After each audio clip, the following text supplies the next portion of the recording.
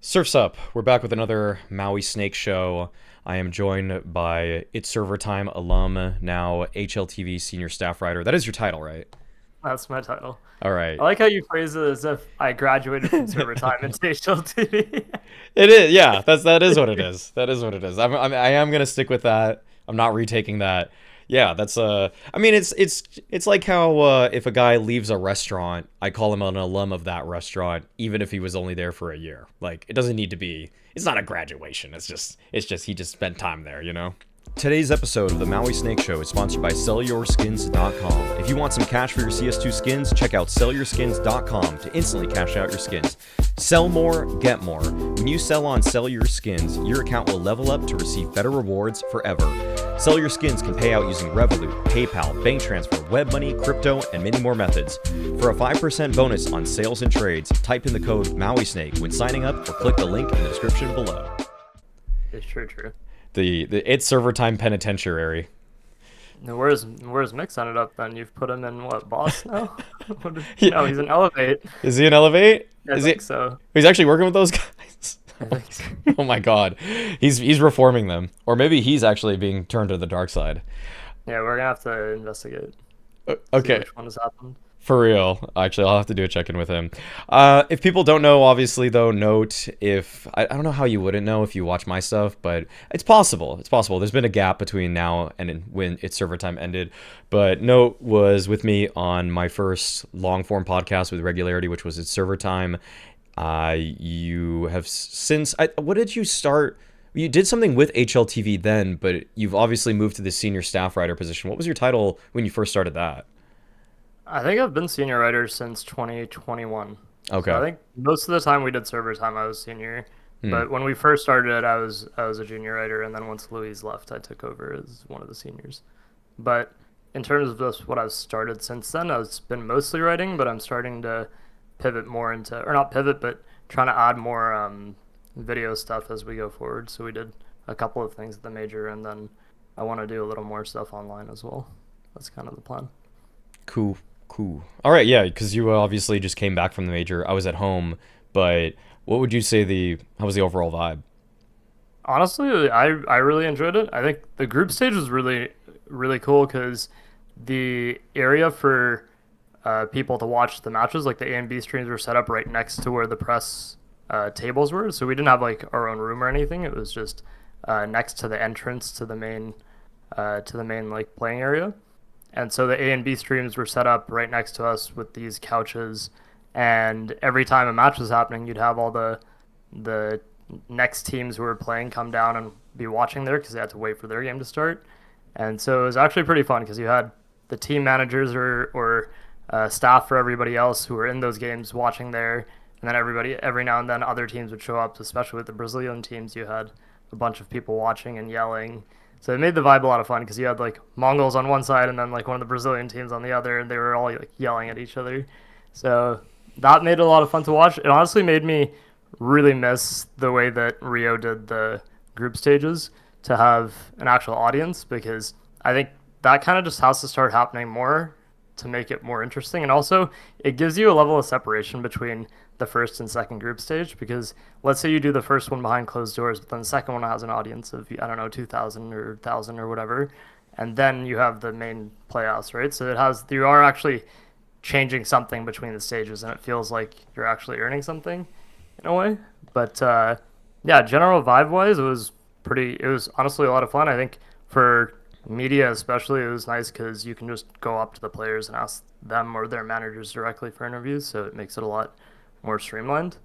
Um, and yeah, I think as a whole it went well, minus obviously some of the small things like the Jame NVIDIA PC crash and whatnot, which to be fair to PGL was kind of out of their hands. There was not a lot, but there's definitely a bunch of crashes that happened throughout the group stages, but none in such a crucial moment as that one did. So uh, I don't know whether that was all Nvidia related. My guess is more than not, just because the PCs did get upgraded for this major. So that was kind of my thing. But I think overall, I really enjoyed being at this major. It was a lot of fun. Obviously, exhausted after like 16 days, 15 days straight. But yeah, I could imagine. It's I mean the major is no joke in terms of just the duration, and being in another country for 2 weeks or whatever is just, I mean, it's the grind, it's the lifestyle of this whole thing. I mean, you brought up the Jame thing. Let's just get into it. I mean, that's probably one of the biggest moments of the major, other than, events and matches and results in the playoffs, because I don't think we've ever seen a anything of that size. I know I haven't. I haven't in the entire time that I've been working in this space. I've never seen at such an inopportune moment a player crash when he's in that important of a position. There were crashes. I remember there was a crash where Complexity was playing against Vitality, actually, and I think AleksiB dropped out of the game and Mezzi ended up winning a 1v4, but what ended up happening is it was still 3 players. I think it was 4 people alive for Complexity. AleksiB dropped, so it's like, hey, it's still a 3v1. They should still be able to kill him, and then Mezzi just had a huge pop-off.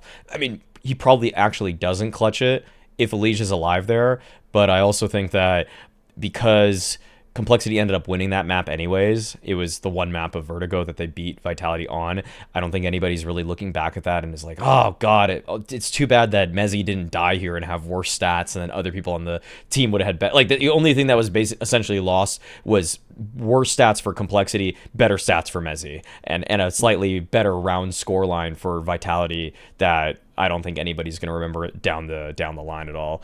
But I guess that, like, it sours the results just a little bit, because it actually it's the reverberations and the butterfly effect of that are actually so much greater than, and I didn't even really think about getting into this so deeply, but it is really one of the biggest topics that people are still kind of scratching their heads over, is that if VP played Mouz in the first round, I cannot guarantee that they would have beaten Mouz, but I actually think they would have been a better matchup for Navi. They've beaten Navi before in a BO3, and overall, I feel like if your hallmark of your team is teamwork, which because Navi isn't really a team built on necessarily the individuals. Sure, Wonderful and JL did well at the tournament overall, but they are more like about Blade's game planning, and it's more about AleksiB's mid-rounding and the team just clutching up in kind of like post-plant situations, especially JL.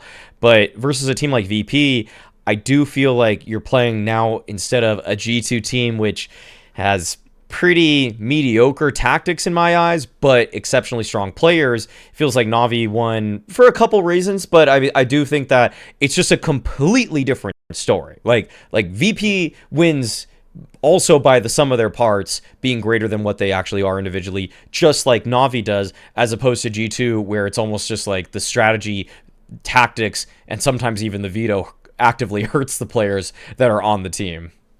Yeah, I think that whole VP scenario changed a lot. I don't actually remember, because I think we did the whole bracket layout depending on how the matches went. I don't remember if it would have been the same. It would have been the same seating. I checked.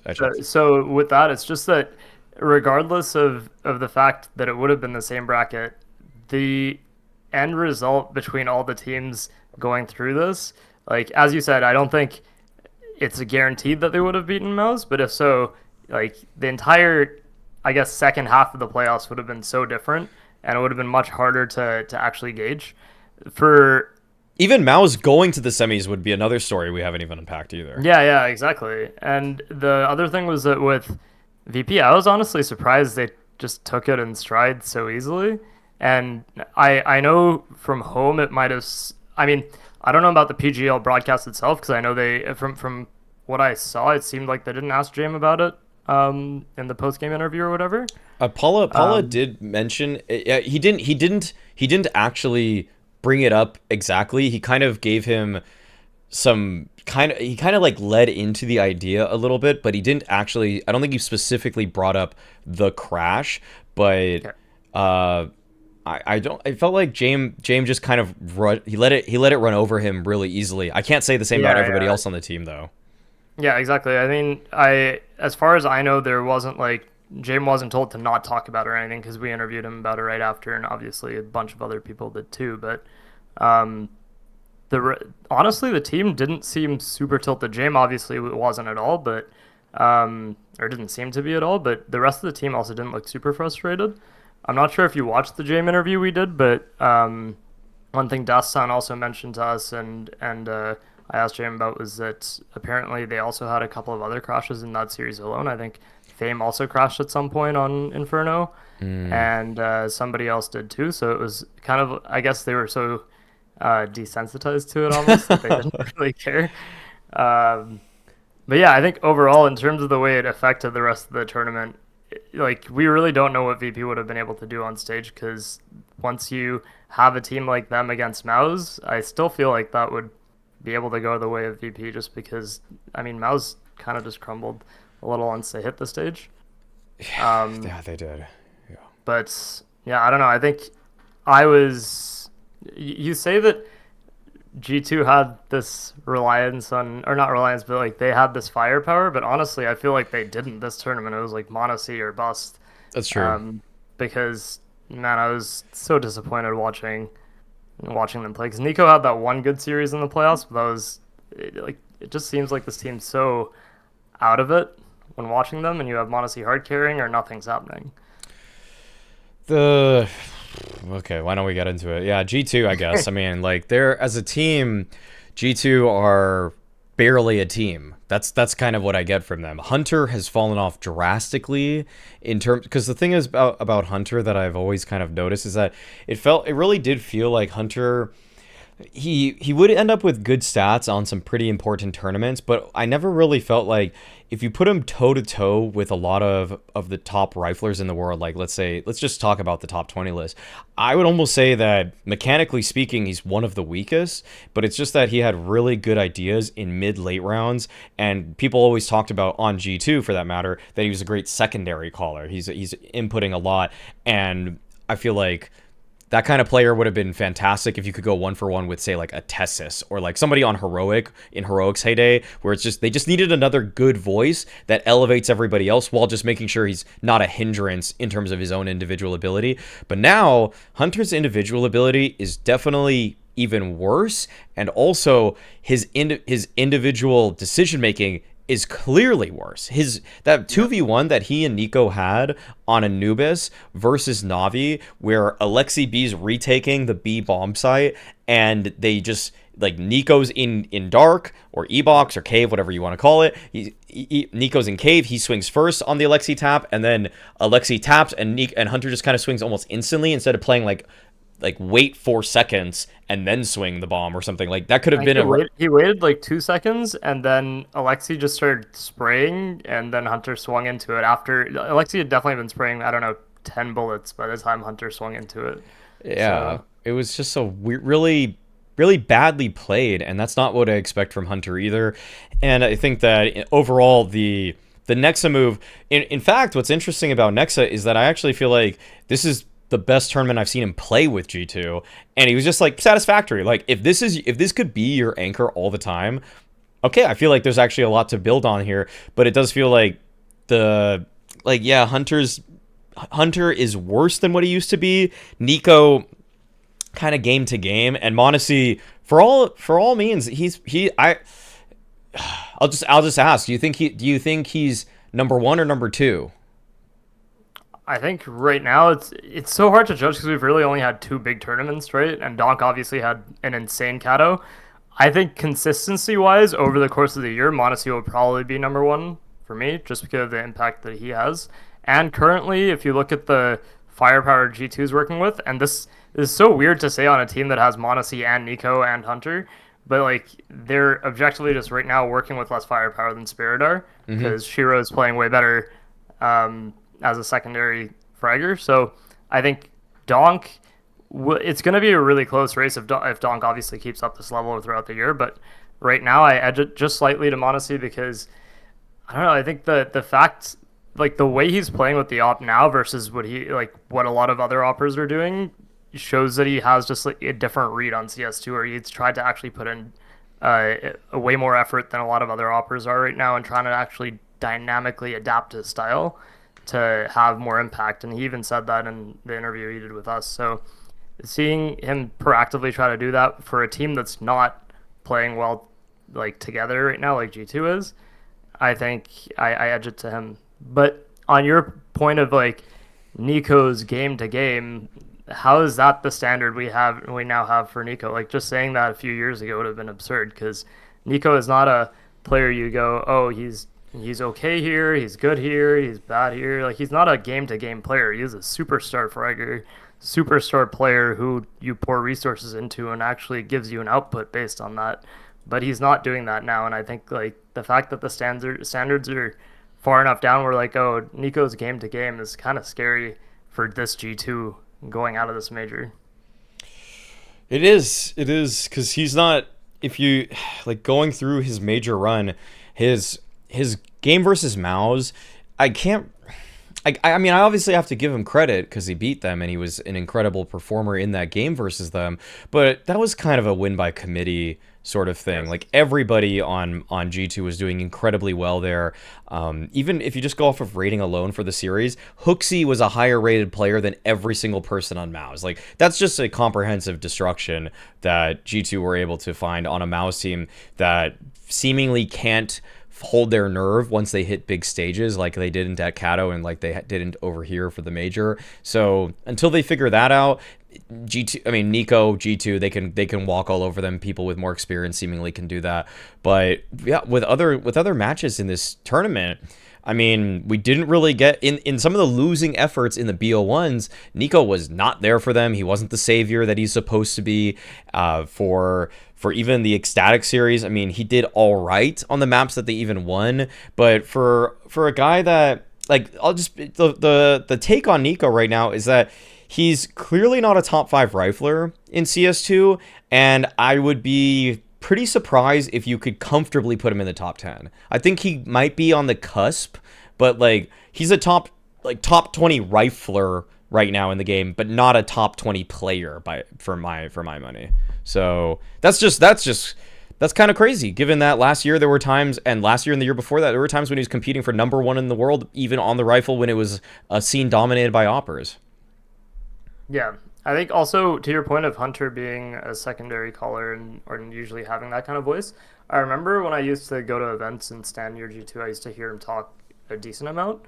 I didn't get to stand near them as much this event, I would say, but I heard a lot more committee, or not committee, but like obviously HooXi was calling, but then you had the rest of them chipping in more compared to how regularly you'd hear Hunter's voice before, if that makes sense. Like Yep. maybe before it was like 60 HooXi, like 20 Hunter, 20 everybody else or something, whereas now it might have been like 60 HooXi, I don't know, like 10, 15, like Yeah. per person or whatever, you know what I mean? Yeah, Like, yeah. and that's just random numbers, just for the point of Hunter's voice seems to be like less loud than it was before. Not that they're suppressing it, but that I think I just didn't hear him speak as much when I was around them. Well, I think that when they brought in Nexa for JKS, one of the statements that they made was that he's going to give more room for some of the star players, including Nico, including Hunter, Monacy, whatever. But the thing is that you raise an excellent point there, because one thing that Hunter probably isn't doing as much now is communicating in the mid. I mean, you've just verified that he's not communicating as much in the mid round. A lot of the ideas that set himself up for success were probably of his own design, and now that Nexus, that probably a secondary caller, like he's an ex-IGL for fuck's sake. Like he's just like he was calling. He was the main IGL for this team before. He probably still has a ton of ideas. He's probably still giving those ideas out. And even though he maybe doesn't demand as many pure in-the-server resources, like we're not going to flash set up Nexa or anything like that, and you can trade off of Nexa a little bit more than you could trade off of JKS, because Nexa is just a natural space taker and knows what needs to be done in a certain position. He's probably speaking more and taking over those responsibilities over Hunter, who maybe even had a better read of the game, honestly, because Nexa was just kind of there on OG, and yeah, he was the in-game leader, but for what Hunter was doing with that lineup, he was making a lot of good calls. He was going for a lot of good little aggro pushes and things like that, like taking a page, again, out of like the heroic book, where if there was a guy that was going for like a mid-round play, and he's probably playing like, let's say, Cat on Mirage. I always remember that when they used to play Cat on Mirage together, HooXi and Hunter, it felt like HooXi could have 1 kill at the end of the half, but Hunter would have 17, because they just tethered off of each other so well.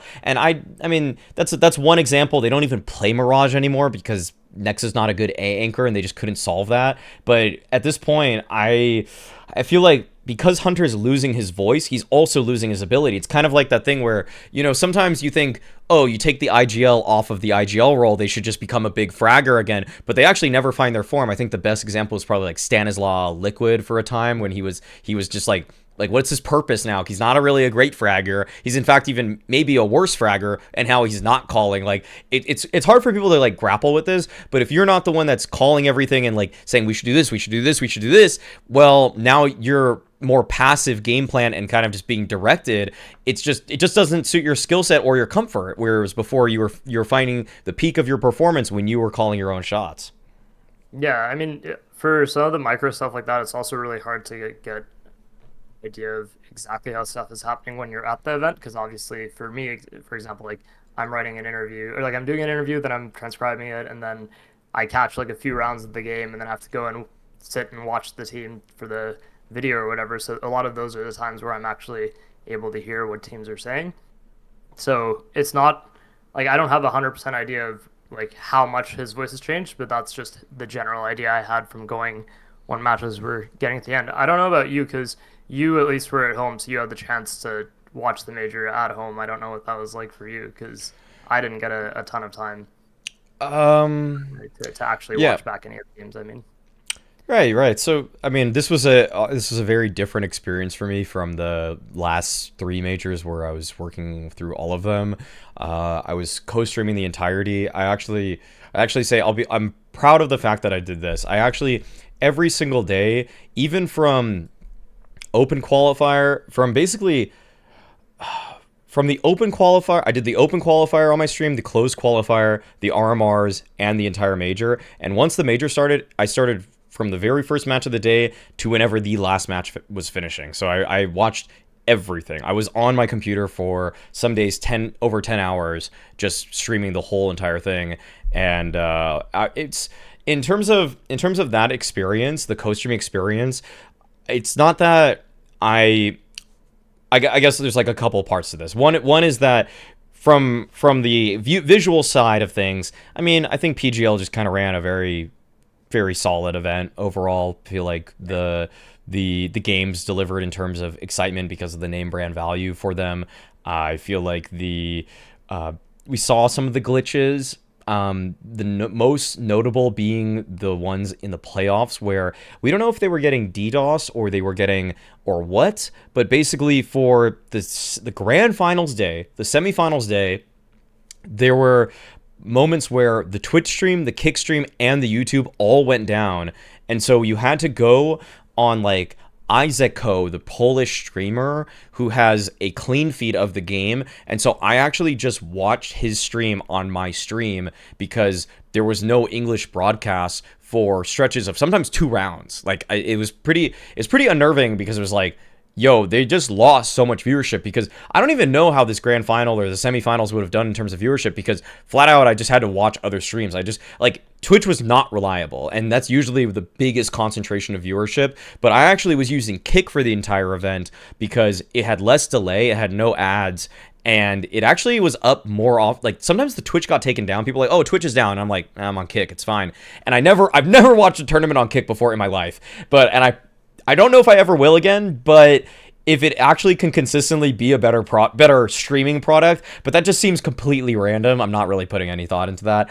I think Yeah. the semifinals game looked like it could have been on track to actually break some record. I don't know whether it would have. It obviously wouldn't have broken like the 2.7 million record or whatever it Right. was, but it might have actually gotten to like the second or third most watched game or something like that. Navi But G2 or Phase Vitality, you think?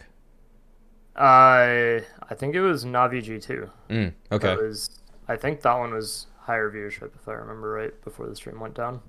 Mm. But from I asked PGL about the stream going down, and the answer they gave me, I took it at face value when I first asked them, but after actually thinking about it, I'm not sure, because they basically told me that Twitch's video buffer overloaded their whether it overloaded on Twitch's side or if overloaded like their PGL side and caused some sort of outage. I'm not exactly sure, but the part that doesn't make sense to me after I thought about it was because also YouTube and Kick went down, so I'm not sure how that would have affected everything else. But that was the reasoning they gave me. My initial thought as well at the event was that it was a DDoS because of the whole like skins thing, Yeah. and that they weren't really able to get on stage once the number of security was like doubled more or less. Uh, so and they changed the layout as well. So I think that was probably like the best way they could get back at them or something like that. But that's Mm. more my speculation than what I found out or anything like that. Mm-hmm. Mm-hmm. It's a fair way to like to look through this because I mean I just think that because I think did you tweet about the thing about Twitch? I feel like Yeah, yeah, I did. yeah. So 'Cause so I I mean, I asked them and I took them at face value based on what they said, but then I thought about it and I was like, is that right? yeah, and you kind of have to. I mean, if Yeah, yeah, you're a exactly. journalist, you have to just you report what's being said. But that statement doesn't make sense to me when the Twitch and the Kick and the YouTube all go down, unless somehow Twitch's I can't. There's no way that you just stream to Twitch and Twitch somehow beams back so much Yeah, shit at yeah, you exactly. that it's like we're taking your YouTube down too. It just that doesn't make any sense. I just okay. I'm maybe not a network expert here, but I also can safely say that's just not how packets are sent through the internet. Yes. Like it just doesn't make any sense. Like it's you'd be losing packets sent to it or something. Not corrupting and screwing up your stuff sent to another place too. Let's talk about okay. I mean that was the other big incident of the whole event is the crowd rush incident. That's another scene where I've never seen anything like that. I've never seen anything like that where there has been that many people rushing the stage. There have been they because the way that it was broadcasted, if people were only watching the mainstream, they wouldn't have all the context here. And it's that at halftime, Launders just kind of said like the round was ending, and Launders just said, "Oh, it looks like it's getting a little loud in here, or a little crazy in here, or something like that." And I just kind of like was like, "Oh, okay, it's like a tech pause because people are upset or something, or are people mad because it's a tech pause?" And then as soon as that happened, I went to Twitter. Someone said, "Go to Twitter right now." Bubsky was the first person to tweet that's like, "What's going on?" Like people going on the stage, and then the whole feed of Twitter videos started coming out. Everyone was posting their point of view, and then shortly thereafter, it came out that this is CS:GO Empire. The CEO and founder of them, Monarch, was sending hooligans to try to just stage a protest in air quotes to G2 because of the CS:GO Roll incident, or the fact that G2 had been sponsored by CS:GO Roll, which was a direct competitor of CS:GO Empire. And I would like you to like before you could maybe say some more details. I think one of the worst things for CS:GO Empire through all of this is that one of the key pieces of footage that was like because we were trying to like understand what's really wrong about them versus what's wrong with yours. Like all these skin websites are all I'm there's a difference between skin trading, skin betting, and then just gambling. And there's levels, and there is nuance that can be exercised here. Like you can look at one of these and say this one's a little bit better than the other. Like I'm not gonna go on and say any names of skin sites right now because who knows who's gonna sponsor this podcast. But I'm also gonna say that it's when one guy says to the police and he's being recorded by a video said I lost my house on CS:GO Roll. It's like that is your fault. That Yes. is your fault. Like you put that up as collateral or as your bet, whatever quote in air quotes your house is, because you obviously it's a skin trading website. So if you took out a second mortgage to try to buy a skin, then gamble it on this website, like that's your fault. Like so we as an audience had practically no sympathy for CS:GO Empire. I don't even really have I don't have a favorite through this or anything like that, but I don't know any other details with this beyond that other than the fact that it seemed like these people were just kind of for hire and they just got people and they just said, "Hey, do this," and then they just got them there. Yeah, I think from my understanding, they were paid a certain amount by CS:GO Empire or by Monarch or whatever to be part of this. I don't know the specific details because, to be honest, I haven't had a chance to look into it yet, other than what I did while at the event. Because for me, while I was at the major, obviously the focus was on actually getting the interviews with the players and trying to understand like everything else that was going on rather than digging into it. But now that I'm home, that's something that I actually want to do a little bit more of. But in terms of how it went down at the actual arena, I know that PGL got a heads up of the counter or whatever that was happening on the stream the first time, and like I saw some tweets after it actually happened where people were like, "Oh, PGL didn't do a good enough job," or PGL like weren't prepared or whatever. But I feel like that wasn't really the case because if you were actually there, there was a substantial amount of arena security that came out and kind of all lined the stage, and you could tell that they were like very aware. Uh, that being said, the fact that people still made it onto the stage is ridiculous with the number of people that were actually around the stage. Um, I think the stage setup probably didn't help a lot with that because when someone was like broken through, it made it a lot easier to just jump on. Uh, but I think there was definitely a decent amount of security that basically stood in front of the stage to try and prevent that. But once it actually happens and you have one person on stage and you have people trying to tackle them, then it creates more holes in the security line or whatever, right? So then it kind of cascades. I think there's obviously, because a lot of the talk or threats were towards G2, I think the first person who made it on was even made it on from Mauz's side, if I'm not mistaken. Oh. So there was, yeah, basically once that happened, we got a little not unlucky, but I didn't get a great view of it because I think basically what happened was that once the team who won map 1 got to 8 rounds on map 2 or whatever, and you were trying to do an interview, you had to go and basically stand in a certain spot. And so at halftime, Harry and I went to grab like our mic and stuff from the press room, and we walked out, and like maybe 1 minute later, we're walking back, and I see someone being dragged away by arena security and cops, and I'm like, what the fuck? Because we knew that there's potential for this, but we didn't think it would happen like in the 1 minute that we left.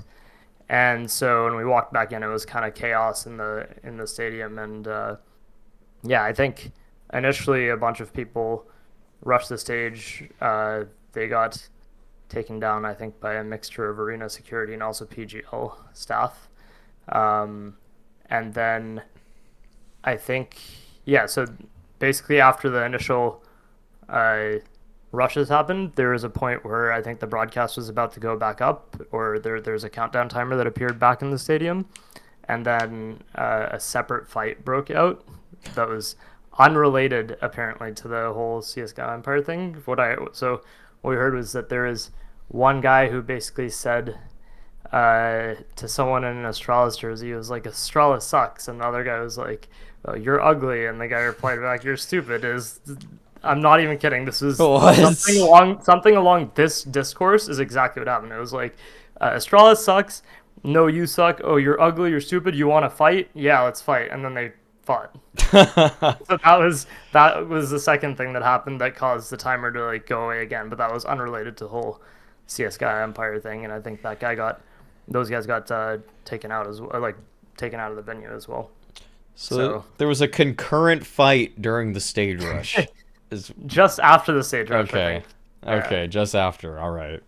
Yeah. And then also it was delayed longer because I think so between that happening, so there was the first stage rush, and then before the fight broke out, there was basically a guy sitting in one of the seats that had like a purple. I think he had a CS:GO Empire hoodie on or something. He was sitting in one of the mid-section front rows or something. And that was what we walked back into. Harry and I walked back into because there was basically a bunch of guards standing in front of him, and I guess they weren't taking him out, but I think they were waiting for him to like move of his own accord or something, because I don't think they want to resume the game with this guy right there. And eventually, I think after like 5, maybe 10 minutes even, he stood up, and then security took him out. So that made the delay go on a little bit longer as well. And then also I think that the teams wanted some time to make sure everyone was okay, like their family and whatever.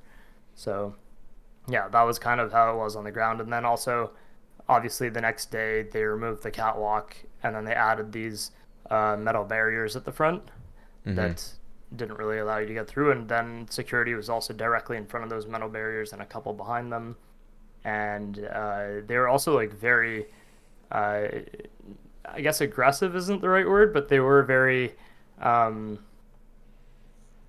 like they enforced it to a degree where like even we as press, like even people with media badges could not be like in front of them. So Oh, basically there's like this, so if you think about like the front row of the seats, right? Like let's say this is the arena or this is the stage and this is the front row of seats and you have the security line here, you couldn't have press standing right here at all. Whereas before that was no problem if you were trying to take like a video of the walk-ins or the winning moment or whatever.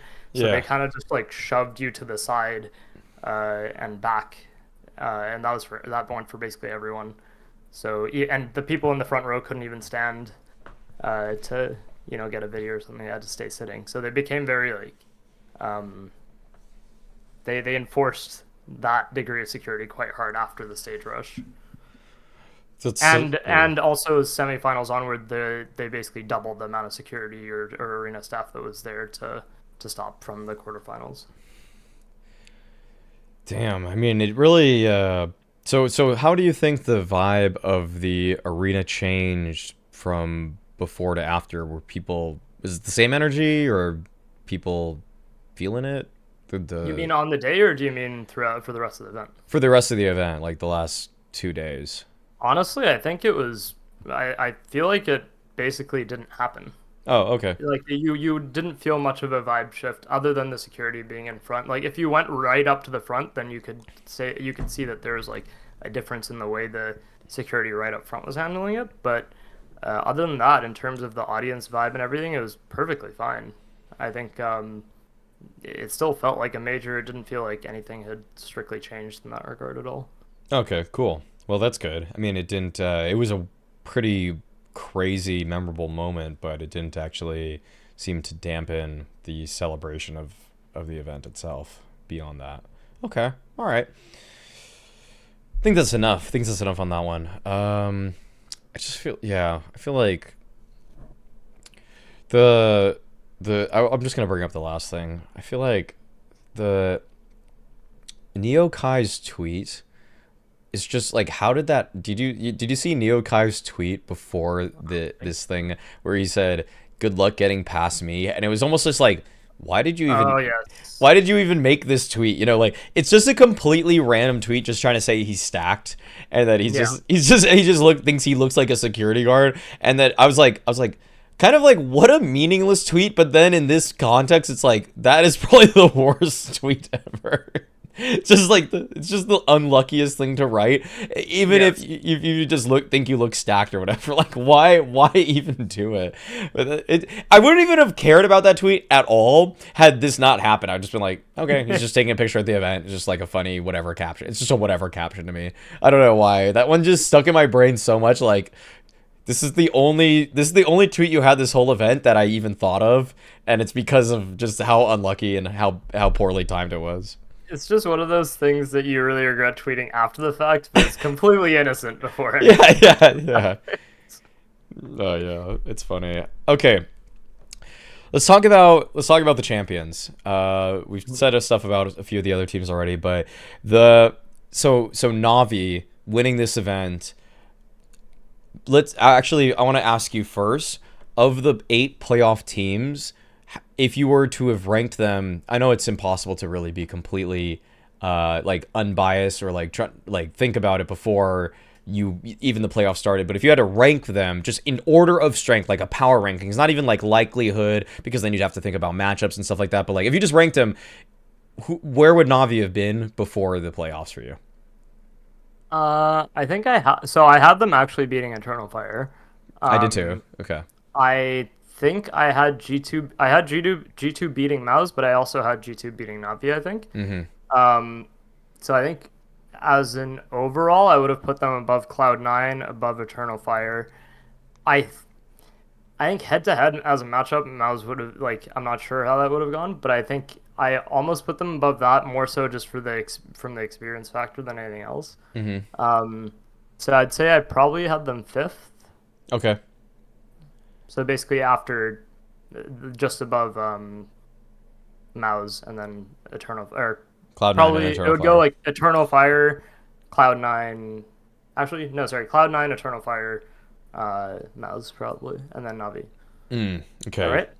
That's a fair way to What? look at it if you Yeah. really are going to be that down on Cloud9 for the lack of Opera because That is exactly why I'm down on them. Yeah. okay, and that is a fair analysis point that almost weirdly gets overlooked by some people like Launders, where it's like, bruh, you want them to win 3 BO3s in a row? Like, I know he felt kind of troll, and I can't really take it at complete face value, but it is what he put in his pick'em. So, uh, Also, three BO3s in a row on the side of the bracket that has Vitality with Ziwu, Phase with Brokey, and Spirit with Chiro. exactly.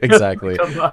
I had them actually for Cloud9. I had them beating Vitality just because I was like, I don't know if I was completely good yet because I wasn't sure. But I would in a straight head to head, I would take Vitality more times than not. So, but yeah, back to Navi. I mean, I would have probably had him like seventh or sixth. I kind of get the complaint against Cloud9 there, and if I had them in a head-to-head versus Cloud9, I do think Wonderful has a great chance to take that over. But I think Cloud9 are actually really good, despite the fact that they're missing the most important gun in the game for a lot of the games that they play. But with no, I would have said at best sixth. I would have had Mouse above them just because of recent form Yeah, and things I've seen from Mouse Mouse. was a hard one. My only thing with Mouse was that, like, even when I was making my fantasy team for playoffs, I looked at them, and then I looked at the results, and honestly, it's not as convincing as you'd think because they beat. So even at the major, they beat Complexity, very handedly Yeah, to be fair. But I also feel like Complexity just crumbled after losing to Vitality. Um, and then they beat Eternal Fire 13-11 and Ecstatic 13-11. Neither are particularly convincing. Then obviously they had the game against Spirit at the RMR, which was, yes, huge credit to them. And then again they beat Ecstatic 13-8, Guild Eagles 16-14, close games. And then Kato they lost to FaZe 0-2, and then they beat ENCE, Gamer Legion, and Cloud9, and barely beat Cloud9 at that, by the way. right. So like once you actually go through their results, like yes, I think I honestly big credit to Shuhei and Roland's playing really well and Yunfat's playing really well. Torzy had a good major, but in general, when you look at their results, there it's not as convincing as I think the way like so many people had them making it to the final before the playoffs started. It's just like once you actually go through their results, there's nothing that really puts them as such a huge favorite. I think as people have them. That's fair. That's fair. I had them to go to the finals there. Um, the lack of I felt like they would also get over their stage performance issues, and I do feel like in terms of calling, I think they are quite good. I feel like the main thing that's propelling Mouse for me right now is that I actually think Torzy has over time improved from what I remember when he first came onto the scene a couple of years ago. So Yes. I think Yimpad is excellent. I think Yimpad actually might be I think Yimpad is easily one of the top 5 anchors in the world right now. I'm just kind of wondering how high do I put him on that list, because he actually might even be top 2 or top 3 when I really Yep. boil it down. But for the rest of the team, I think Brolin is still. I think Brolin is solid at his role, but I wouldn't say he's like top 3 in the world at his roles. And for Torzy, he's might be maybe like a top 7 opera in the world right now. So they have like kind of good pieces here and there. I just kind of but the problem is for me also Exertion does seem like a guy that just lives and dies by a game plan as opposed to sometimes going a step beyond it and being that extra powerful entry fragger. Like I almost see Exertion sometimes as the rich man Cypher, where he really just kind of like over peaks. He does go for too many fights when he doesn't need to. And if he gets good fights and it's almost like a 50-50 duel, I'll take Exertion over a lot of the best players in the world who are probably smarter than Exertion in mid-late rounds and clutches, but when it comes to a raw aim duel, I rate Exertion incredibly highly. Yeah. And I think that's something where it's like he's like a great entry fragger. I don't think of him yet as like a great overall player. So it's kind of like the concerns people had with Yukindar earlier on. But Yeah. I do feel like Yukindar, even then, I feel like I feel like all entry fraggers kind of suffer from this, where they just sometimes don't know where to stop because they want to just always go for another one. Or like sometimes I just see exertion is always the first domino to fall in a bad post plant for Mouz. He just Yes. takes the one bad angle or overly aggressive, and it doesn't play off of a teammate. It's like he's the one guy when you're in a Mirage post plant that just decides to swing from firebox to check CT, and it's like, no, dude, you just needed to play and wait for a little longer. I think for me the thing overall with Mouz, not even specifically to exertion, is I think once they I think they even know that they lack something when they reach stages, and that's why they brought Zip in. So like Hmm. even when I talked to Shuhei when they qualified, he was basically saying that that's one of the main things that they brought Zip in for the experience and to help teach them, basically give the experience of how many times he's been on stage and kind of help them with that. So it's not even specifically an exertion thing, other than like what you've mentioned. But just to build on top of that, I think the fact is that they're very good as a team, but there's still growth to be had because the big event that they won was EPL, which was not in front of a huge crowd. It's in Malta. So when you And it was with Frozen. yeah, yeah, and it was frozen. But then, like, when you boil it down and they get to these arenas, Yeah. it's not the same, right? So I think as you see them make more of these deep runs, because they will, they're very good. It's just as you see them make more of these, then we're gonna see that evolution. At least I hope, because I personally really rate Jimfad and Shuhei, so I want to see them play these more. But yeah, for exertion, I would have to watch more of him specifically at the major because I didn't get to watch. Like that's the thing. That's the other thing is that when you're at home and I don't know if you're watching like an observer feed or if you're actually watching Mainstream. the in game. Hmm. Okay, so I think that's the other thing is that when you get back home, at least you can watch some of the demos and see the actual POVs because I you don't really get the same thing when you're at an event. I mean, for you, when you're in the green room, I think you can probably dial in a little bit more, but when you're in like a press setting, it's a little bit harder with everything else Yeah. that's happening and like transcribing interviews and blah blah. So it's hard to get more of a direct POV if that makes sense. I mean, I watch games the closest when I'd say the levels are like if I am watching a game by myself, no stream, just on my computer, that is when I am the most focused by far. When I'm in a green room, it's probably the second. When I'm actually co-streaming, it's less than a green room because when I'm co-streaming, my product of what I'm doing is I need to interact with chat, the people that are also in my Discord call, and I'm watching the game, and it's Yeah. all at the same time. Like I'm not watching that game with the intent that after the game I'm going to give you some really great breakdown. It's that I'm trying to be an entertaining product with the game as it's happening because that's how most people are watching me. It's just to see my reactions for the game and to hear me talk shit with Thorn and Yanko. So that's what we were doing. That's what we were doing for the co-stream, and that's why sometimes like I feel like well, I mean, I was watching pretty closely. Like the monitor's right there in front of me the whole time, but I definitely think like it's not was I watching with 10 out of 10 focus? The answer is unfortunately no. Uh, Going back, I think you want to talk about Navi a bit, yeah, though, right? yeah. Exactly, exactly. I feel like okay, so going in there, like fifth maybe at best of rankings of Yeah, yeah. teams. Like so they weren't by any stretch of the imagination favorites. I didn't see a single personality on that list that Dualism Phoebe made for Diamond Coin and everything like that. Like the hipster pick seemed to be FaZe. The overwhelming majority was Spirit. I think I didn't see anybody put Vitality, but Maniac said that he put Vitality for his pick'ems to win the whole thing, and I didn't really even hear of anybody else going through all the way. I think like Pimp, for example, had a couple of people had G2 in the finals. Like you had G2 in the finals, Yeah. but I didn't really see anything beyond those couple, maybe three teams to win the whole thing. And so for Navi in this one, I just want to say like the way that I'm kind of starting to characterize this team is first of all, okay, let's address the elephant in the room, big question, hot take, whatever. Like, is this run? Is this what constitutes a fluke to you? I was thinking about that on my way back uh, on my travel day actually, and it's the problem is that it's really hard to call because I feel like the way that they won some of these rounds are like they were kind of fluky. That's the thing. Like the JL clutches do not happen to the degree that they did. Um, But then again, when you look on the other side, I don't think you see Bit as quiet as he was until the final. Because I think Bit had a really great final, especially the Inferno game or whatever. But up until that point, he was quite quiet. Ima was kind of absent for a lot of the major. Or, no, actually, not a lot of the major. That's the thing, is that he actually had, I think, decent performances in their wins in the group stage. But I think in their losses, he had some really bad games against FaZe and Spirit, I think.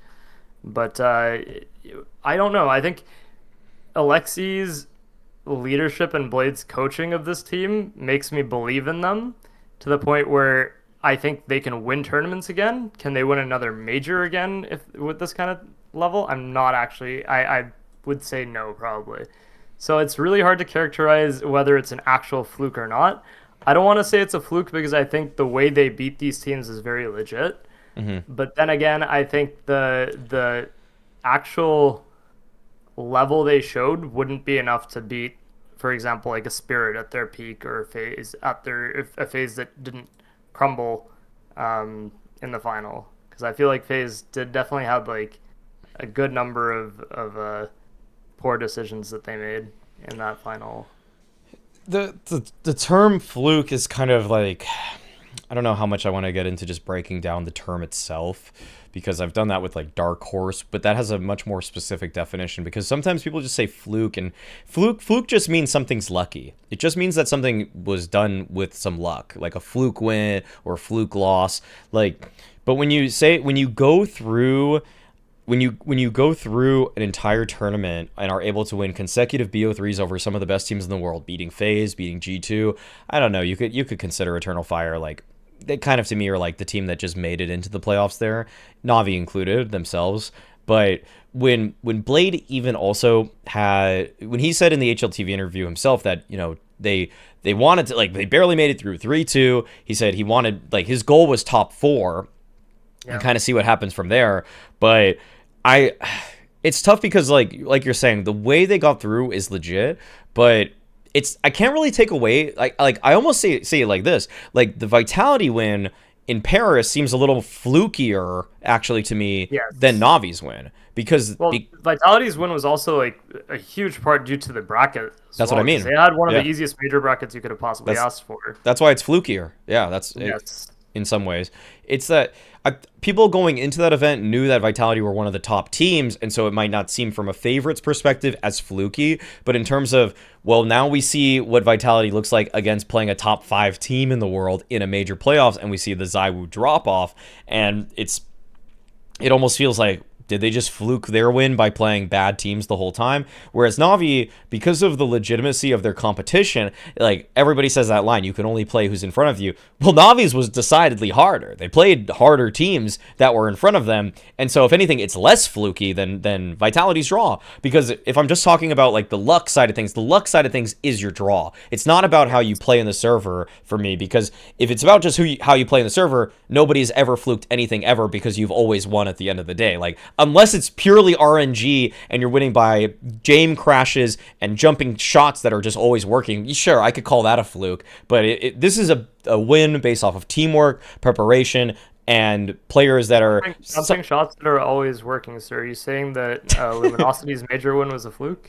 It could have. You could say it. You could say that you could say it's more of a fluke. I think just because it's purely off of the fact that they did something fluky in the game to get them there, the term itself doesn't really need to be broken down as deeply as I'm going right now, but that's just kind of what I end up doing on these things, because it's just like, people are like, is it a fluke or not a fluke? And it's like, a fluke just means luck. Like, that's... Yeah, I think to your overall point, it is fluky only in the sense that I think they got the easiest quarterfinal draw they could have. Yes. Especially map pool wise. Yes, the map pool was perfect for them. Yes, exactly. Their map pool versus Eternal Fire was perfect, and then G2. I think I probably underplayed the veto a little bit in my post game tweet, but I think G2 did fuck up the veto for sure. Yeah. Looking back on it. You mean Taz? You mean Taz? Yes, of course. Taz messed up the veto, and so like you do have those two factors that play into it. But then again, it's also one of the most stacked brackets in major history, and they did beat FaZe in the final in a very legitimate way, especially after coming back from the blowout in Mirage. So I think as a whole, I can't say that the win was a fluke just because of the caliber of teams that they fought past. Um, I think if I made one change to this bracket, it would be to have any other opponent for their first round match, and I think it would be very clear that it's not a fluke. Yes. I think the only thing that makes it a question is that they face Eternal Fire out of every possible other team they could have in this opening round. People have talked about And that's not to discredit Eternal Fire, by the way. I'm just saying as a 1-to-1 matchup. Eternal Fire are a legit top 10 team. Yes. I think right now their ranking is 8th. Yeah. But I feel like on HLTV that is, but I feel like that's a legitimate team to beat. But it's just that, okay, the fluky side lightly, and I'm not taking that angle. Okay, I'm actually not gonna say on record that their win is a fluke, because I don't see it as being compare in the greater context of other major wins that have felt a little flukier. Say like Olaf boost. That's a fluky way to win. Or like, I mean, get a forfeit like on a match seems more fluky to me. That's a less legitimate win than just beating the teams that, and because you had like a slightly, like you had a matchup dependently favorable draw, which is totally different because basically, yes, I would have wanted them to play a team that's not Eternal Fire to be fair, they were up like 13-2 in that Olaf last game. Though. But then they lost. But then they did lose. So they lost, but then they didn't lose. So that's kind of like a, I'm not really sure, because then the thing is, all of the prep for Fnatic there could have been in on just making sure, like, we don't care about our T side because we know we have this secret weapon on CT side, so they just put all their prep towards other things. But Devilwalk said they were planning to save that later into the tournament. Yeah, but they had it, and if because you have it, you just know, okay, we're only going to pull that out when we need to if we have an abysmal T side. If we have a T side that's so bad, but they just kind of like, so they were like, we don't need to worry about our T side because we'll always have the CT side fix, which is going to get us 15 rounds or whatever, how many rounds they got on that one.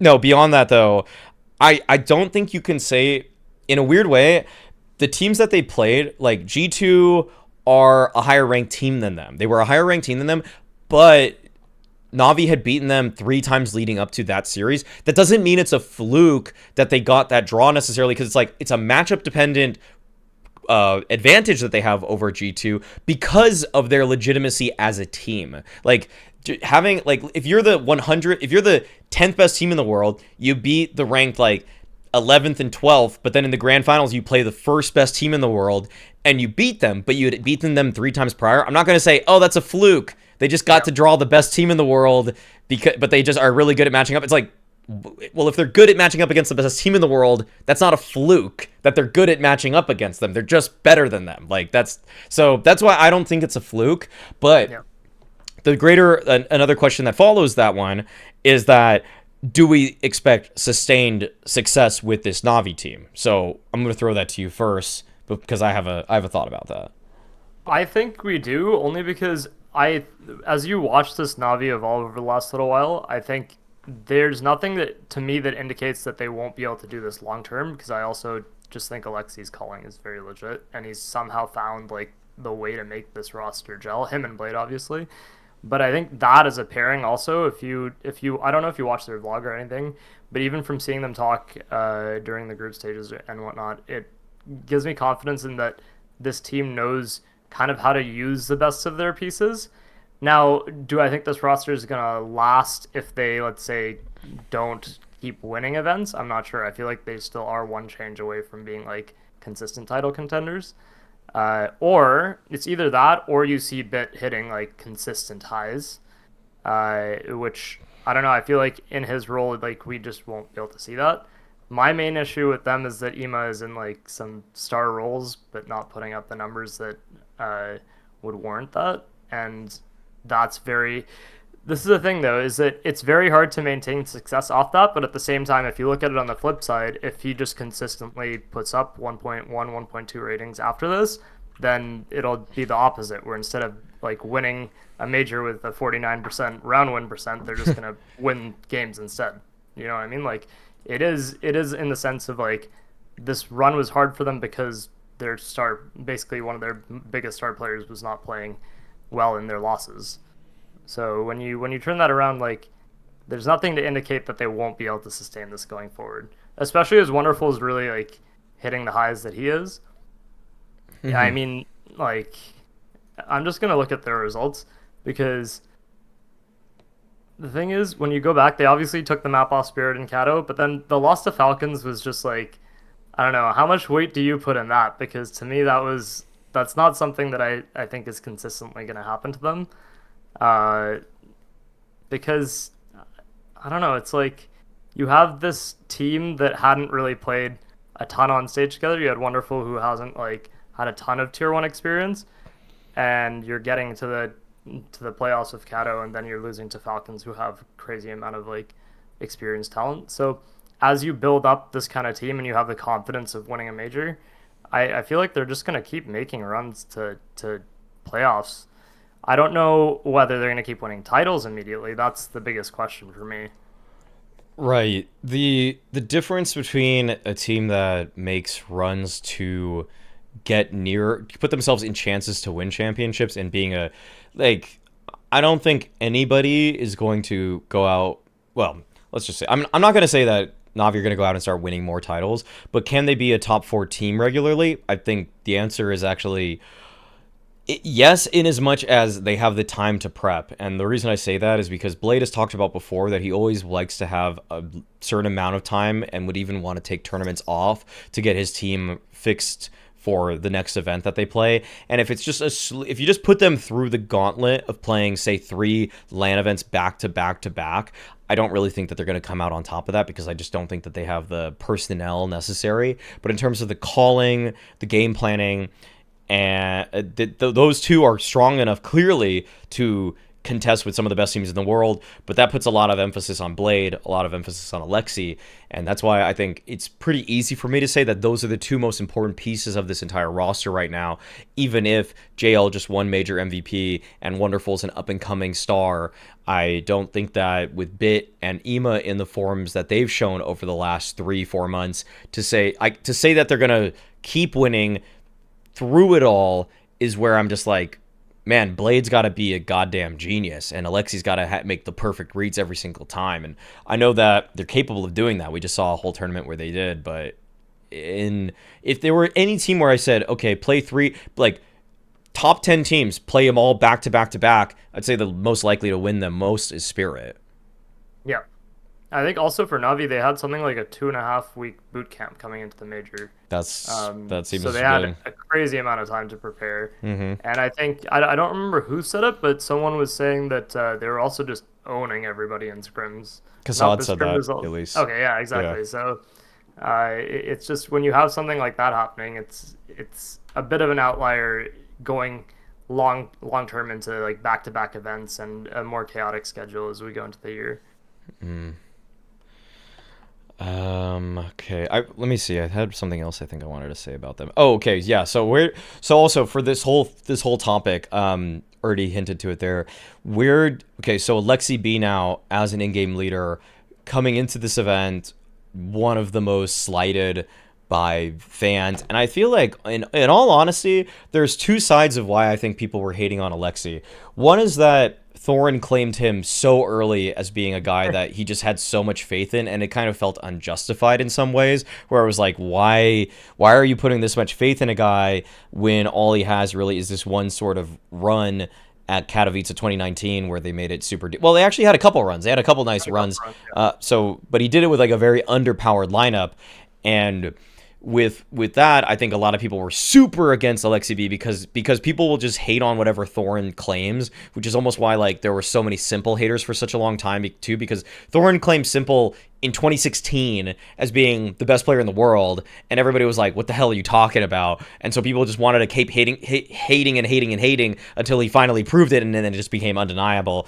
But with AleksiB, well, now he's proved it in some sense, but okay, so do you think this, like, how much do you think this absolves AleksiB of the criticisms that he's faced in the past, or does it? It's hard to answer because I never really felt like the criticisms he had were super warranted. Because even when you looked at the results of, for example, like the OG lineup he did way more with those pieces than I think most IGLs ever would. So I always felt like he was like unfairly given that criticism, but it's hard because I have seen this comment a few times from people where it's just like, oh, AleksiB gets all this hate or this undue hate, and not that I don't think it's true, but I'm just like, where is it? I've tried to like see where it is, and I don't know if it's on Twitter or HLTV forums or Reddit, but like whenever people talk about it, I'm like, where is this hate that people are talking about? Is it, or because it just seems like ethereal almost to that regard? Because I don't go seeking it out because I don't really care what people are saying with that. But I think, and I'm not saying that it's not true, but to that point, like, I feel like if you're not going to let a major win with this kind of Navi lineup absolve AleksiB of whatever you think of him in terms of him not being a good captain, I don't know what possibly will. Right. The it is fair for some people when they were critical of him to the end stuff and the OG stuff both to me proved that he was a good if not excellent, well, good, great, excellent in-game leader. The biggest blemishes on his resume are the G2 run where he just like got close to winning Katowice but didn't quite, and then with NIP I actually am going to go the Launders route. Time in NIP does not count. Yeah, exactly. Exactly. I can't really blame him for that. Like, Hampus didn't do any better. Alex didn't do any better yet. There's nobody that seemingly can fix whatever dumpster fire was happening over there behind the scenes. And he wasn't given really any tools to work with. Like, OG was super impressed because it was like, I actually look at the names on paper, OG versus NIP. I'd actually probably be like how, like even just AleksiB with AleksiB on both of them with the OG lineup versus, I would be like, surely the NIP one should be better, but also I don't know how it works, but it could, because there's like a lot of firepower there, but I don't know how Rez, Config, and Brolin are all supposed to mix and match. And then now that Config said, well, we had people that were like designated stars per certain maps or something like that, whereas like people get certain star roles, but then other times they just didn't get the role they wanted, and it's like, okay, that just seems so inherently flawed that I don't know how that was ever supposed to work, no matter what in-game leader you put there. Maybe Kerrigan could have made it work a little better. I think he would have. Okay, that's why I rate Kerrigan incredibly highly, but not many people would have. He would have, but he also just wouldn't have stood for having that role class. Yeah. That's like, he just wouldn't have allowed. Yeah, he just been done with it. Okay, Navi are great. They did well. I wanted to move into some of the disappointments we had about this major. I left this super open-ended, so it could be... We already talked about the VP crash. I don't want to talk about that one again. I had that as one of my disappointments, but like... And we kind of already talked about Mouz in playoffs, so maybe not that. But any other things you noticed for stuff that just kind of like, disappointments? Yeah, honestly, this might be a hot take, but one of my biggest disappointments was Complexity squandering their 2-0 record into losing in the group stage. That's the first one I wrote. That's the first one I wrote. Yeah. Because, like, sure, they played 3 playoff teams in the end. But as you do when you're 2-0. As you do when you're 2-0. Exactly, yeah. As you do when you're 2-0. But, like, come on. How are you going to lose 3 chances in a row to make the playoffs against a Vitality who didn't have Ziwu playing well? And not to mention, that was a series that they absolutely should have closed out. Yeah. And I'm trying to remember which series it was. I feel like it was the Mouz game. So Mouz, they got blown out completely. It's not just that. I think on Overpass they tilted like within the first couple of rounds. Oh yeah. So it's just stuff like that. That's like, how are you going to squander this 2-0 into that when you have one of the best chances to make the playoffs? And yes, the teams they faced were on paper strong, but like, so was every other team that made the playoffs. You're supposed to be strong if you're in this position. Exactly, yeah. Yeah. And it's just the over-reliance on AleksiB putting up numbers is just... It's a little much for me, because that was a big reason why they won some of their early games. But the second AleksiB has like a little subdued output, you don't have anyone who's... Like, the team should be able to, I guess, support that and step up alongside it, but you just didn't have that. It's like the opposite to Navi almost in Yep. that sense. The problem with, well, one big problem with complexity for me is that, simply put, there's just no second star. Yeah, And for it was your, supposed to be Grim, yep. but Or, well, it's supposed to either be Grim, or it's supposed to be your Opper. That's how most teams are built. yes, yes. So with Halzerk and Grim, take your pick. With Halzerk, to me, it's so frequently a matter of consistency.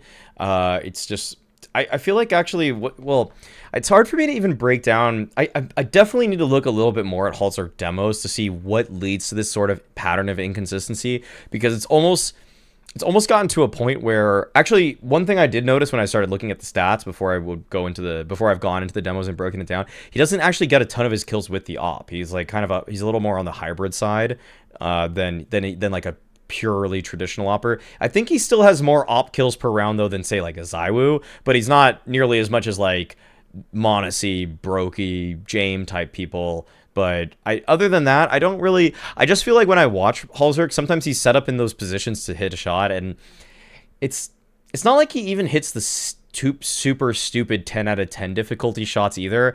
It's kind of like, what it's giving is, it's giving OG Montu for me. Not new Montu, who I actually rate pretty highly right now, but it's giving Montu 3 years ago, where it's just like, okay, like, you're just kind of doing your job, but I rarely ever see you go above and beyond and hand deliver a round or a game to your team, which so many top tier operators do on CT sides.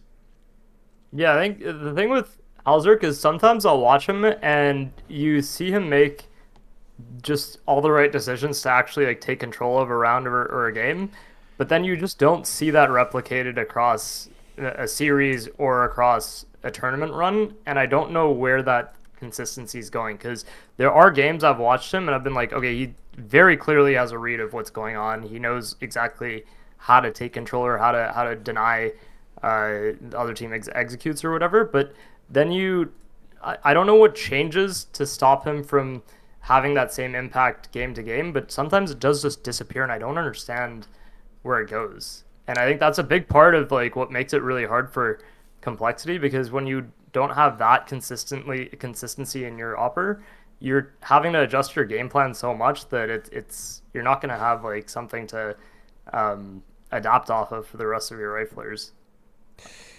Yeah. He also like being there. I definitely saw. I feel like he can get into his own head sometimes, but that's more so just from like seeing him slam dust and stuff like that. I don't know Yeah. if that's actually him getting into his own head or not, but I think when you have like that kind of volatility while you're playing a game, it's not like it's going to impact you somehow. I don't think it's fair to talk about complexity without bringing up Floppy, because a lot of people Yes. have been Yes. really critical of his performances too lately. I will say that with Floppy, I feel like he has reached a bad string of form, but I will also say he is the least set up person on this roster. And where some people might draw issue with, like, I feel like an example, like a good comparison right now for, like, I've been quite critical of Skulls, for example, on Liquid, but I haven't been as critical about Floppy for complexity. First things first, Floppy didn't have a $600,000 buyout, so I rest my case there. I could rest my case immediately there. Another thing is that for the team and how it operates, I also know that Floppy's not hindering the team because of language barrier issues, which is people are giving Skulls a lot of credit for. I almost feel like I'm like obliged to talk about Skulls for no reason all the time, but like I just kind of like need. I'm just put like. I was really wondering how you managed to How to push this in there.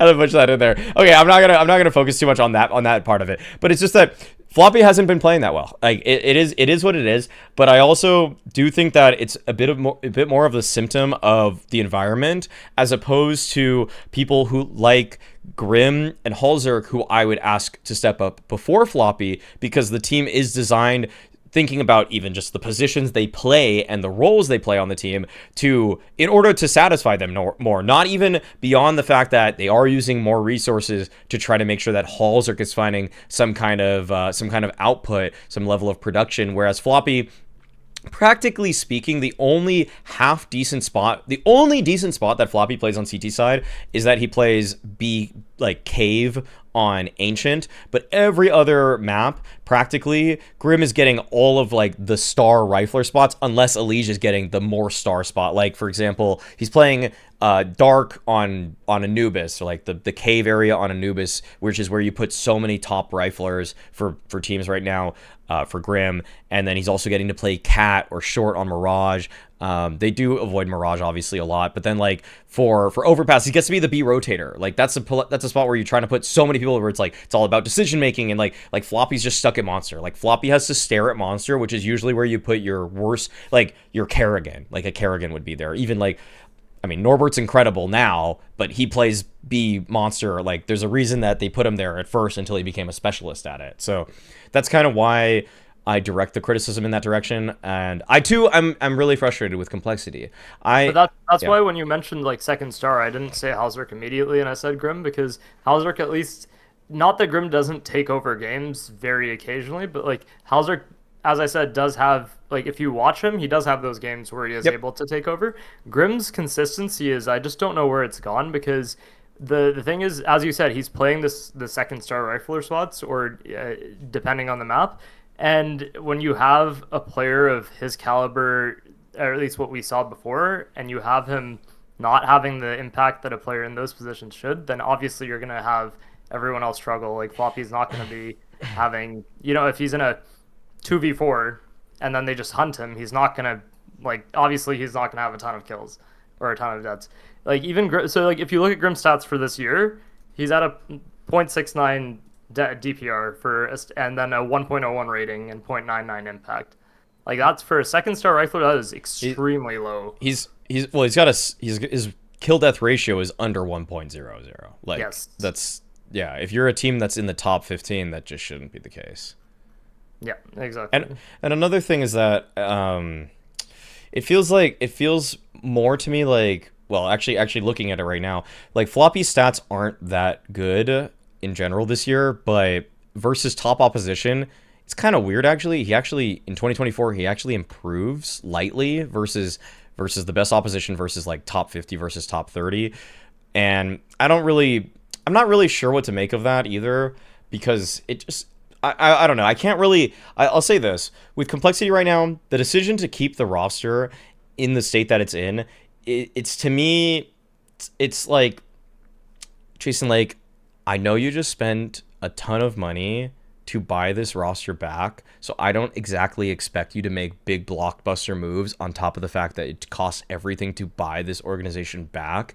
So I can't really fault him for that, because there is a reality to this whole situation that buying complexity back from Game Square is no easy feat or cheap one at that. And so to sign like let's say a $600,000 offer right now probably is not feasible when you're going to have to pay back all this money over the next, I think the deal was like over the next 6 years or something like that. Maybe it was even longer. But so I get it. The money's tight right now for them. Do you think that their first priority should be an opera or a different rifler? That's the question.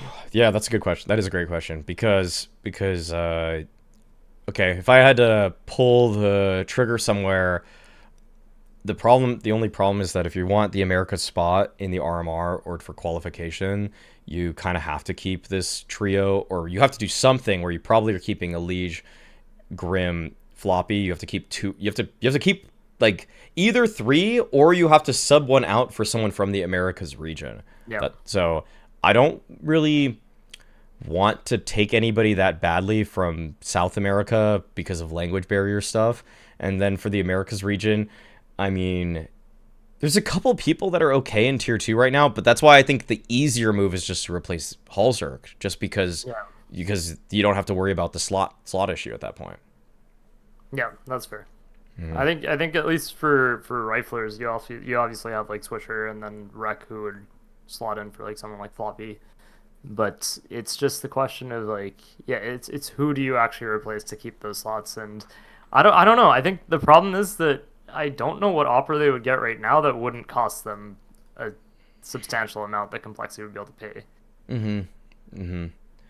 No, it's not. There's no real easy way out of this for complexity. And The thing is that I actually entirely understand why Complexity would say we're not making any changes right now, because hey, we're the best team in the Americas right now until Liquid get their shit together. We're probably just going to get the free spot from the Americas region because we are just better than most of the teams, even in South America too.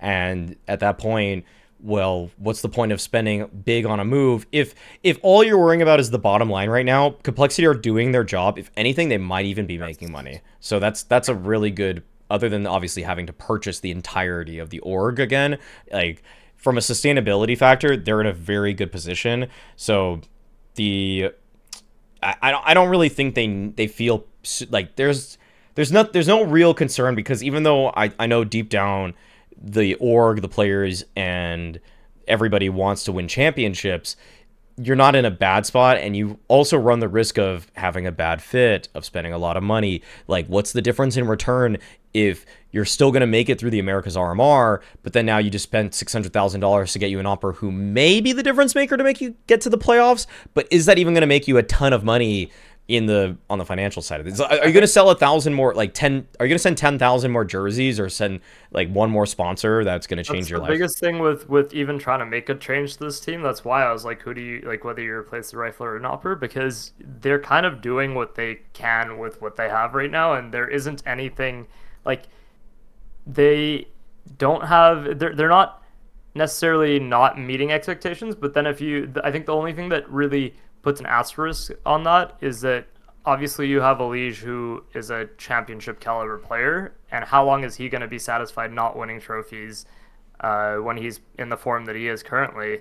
So I think that's also something that you do have to keep track of and keep a note of, because yes, they might not have to be a trophy winning team right now, but how long can you stay on the fringe of that and not have those deep runs before AleksiB is starting to look elsewhere, starting to not be super satisfied with that? Yeah, it's a tough question, for sure. Okay, let's move to the. Do you have any pleasant surprises from? You didn't have any other disappointments? Okay. I had another disappointment. I actually had another one. One of my biggest disappointments on a personnel thing was actually how ropz has been playing for FaZe. I feel like if he just played at 85% of what we normally get, FaZe would have won the major. I don't know why he's had such a bad drop off, but when I watch his game a little bit more closely, what I do notice is that he just seems to be, he's not like, he didn't, okay, so I think the bad narrative, the bad and lazy narrative, which people are kind of throwing out there from time to time, is that, oh, he had to change a lot of spots and things like that for Frozen. That's not true. I don't think he had to play, I don't know how many, I think he at most had to change like one spot, if even that. I don't think he had to. So for example, like Frozen has been mostly taking twist spots and sometimes moving Rain around. Rains, right? Yes. Yeah. So I actually couldn't off the top of my head name any spots. Let me actually pull up my like spots list here. So I don't think, so for Frozen, he's playing like, okay, for ropz, let's just go with ropz' spots. For like Ancient, he's playing like A anchor. For Anubis, he's playing A anchor. For Inferno, he's been playing pit. For Mirage, he's still playing connector. On ramp, he's still playing ramp on nuke. He's still playing the B. Oh, actually now actually he's kind of like the B rotator. It's kind of weird. It's like sometimes I've seen Rain become the B rotator on Overpass briefly, but it's still usually ropz. And then on Vertigo, I mean, whatever, it's Vertigo. Like, they don't really play that map. But those are all of his old spots. He's got all. They practiced that map 20 times, man. Okay, sure, yeah, that's my bad. But on all of those, he's got all of his spots. And let me see on T side stuff. I'm pretty sure there's no. I don't think he had to change anything. If anything, it was just Frozen had to move some of his stuff. Okay, so for ropz, Ancient, he's still the A lurker. Anubis, he's the A lurker. Inferno, he's still apps. Mirage, he's still the A lurker. Which also, Frozen was the A lurker for Mouz, by the way. And then on Nuke, he's still the lobby lurker. Overpass, he's still the B lurker. And then Vertigo, he's mid. He didn't change a single spot. He didn't change any. Actually, that's actually okay. Yeah, just after looking back at that, he changed 0 spots for Frozen, and people are trying to say like, oh, his roles change or his positions.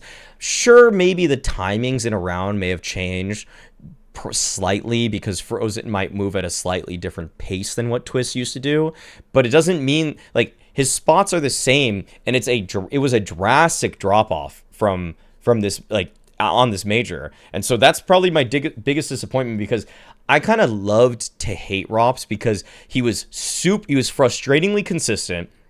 He never seemed to get caught off by bad timings. His mechanics were absurdly strong. And so you just made this like death package of just like the perfect lurker in so many ways. My biggest complaint always was that he would do things too slowly sometimes, and sometimes just value his own life and stats versus, come on, if you actually pushed out right there, you would have done, maybe you would have died, but you might have gotten traded, or you might have just like opened something up for the team. And also maybe the game plan's not working, and I kind of want him to sometimes throw out the rule book a little bit, but he started doing that actually a little bit. He started actually throwing out the normal playbook. He started looking like one of the best players in CS2 for the first handful of months, and I just feel like it's been what was at first a very interesting narrative for ropz, which is like, is this guy the best CS2 player? That's not even a conversation anymore. No, not at all. I think it's very clear that he's not. The question is, where do you even put him among, like, is he top 10? Is he top 5? It's kind of hard to gauge right now because this major was quite bad from him. Like, the thing is, when you go back to when Frozen joined this team, I don't think ropz has had, like, a super rough time, at least for the first few tournaments. I think it was a little, as you said, like, it's not like Frozen took a bunch of ropz' spots away and ropz is suddenly playing awful. I actually think the first couple of events were quite good, but it's specifically just this little stretch where ropz has really dropped off. The last, I would say, month or so. Mm-hmm. But specifically this event, I know that a lot of the players did mention that ropz was really not feeling well, basically for the entirety of the event.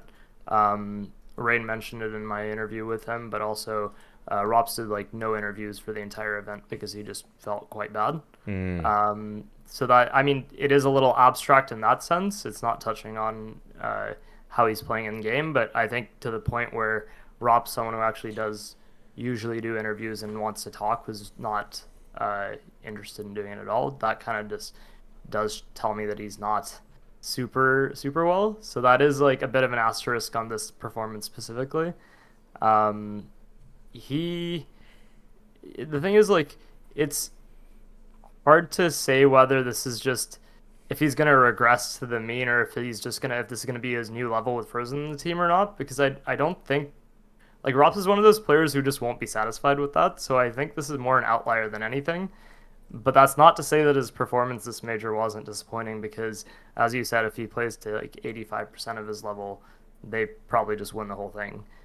And I think for that phase, they're obviously going to be disappointed, and ropz is going to be disappointed. But it's hard because the fact that he wasn't feeling well for the entire thing just kind of sucks, because he's going to walk away. Like, no matter what, it sounds like an excuse. You know what I mean? Mm-hmm. So even with like Spirit, they couldn't practice during the off days because 2 of their players were sick, and it just comes off as an excuse. But something, I don't know. I think the number of people who are sick this major is kind of insane to me. It's way more than any other event I've ever been to.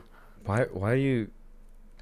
Is that because everybody was just boot camping and just working so many hours, you think, or was there just some kind of like? I don't know. I mean, semi-jokingly, but not. Maybe the player hotel just had like bad air.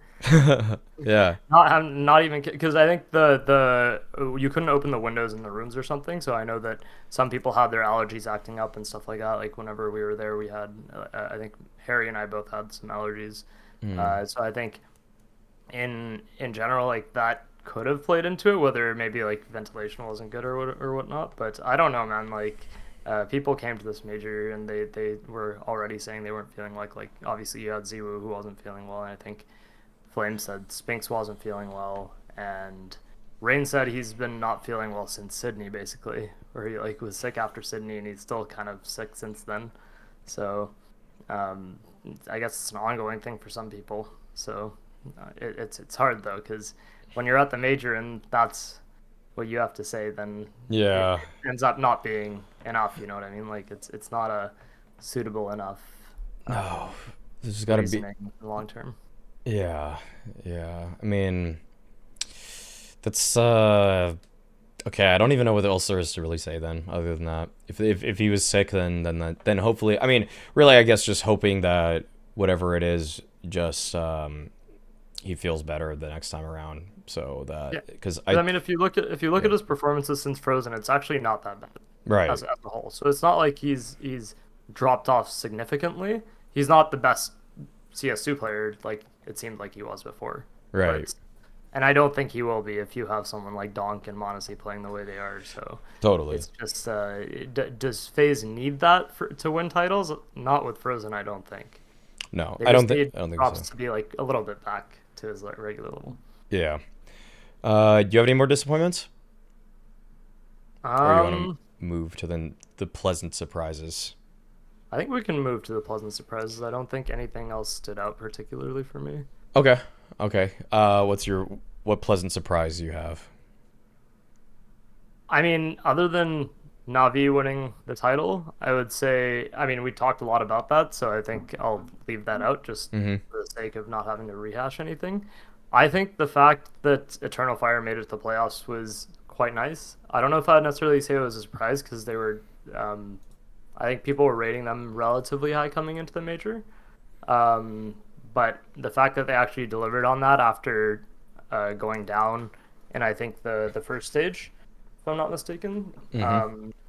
the fact that they recovered from that and then went 3-1 in the elimination stage and then made it to the playoffs is I think it showed more tenacity from them than I kind of expected because there's any point during that run they could have just crumbled after some poor games, but then they came into elimination stage in like 13-1 phase and then they made it to the playoffs, and I think that was a huge thing for the players and for Turkey as well because being able to have a team that's kind of repeatedly fallen before making it this deep and finally actually getting through was quite big.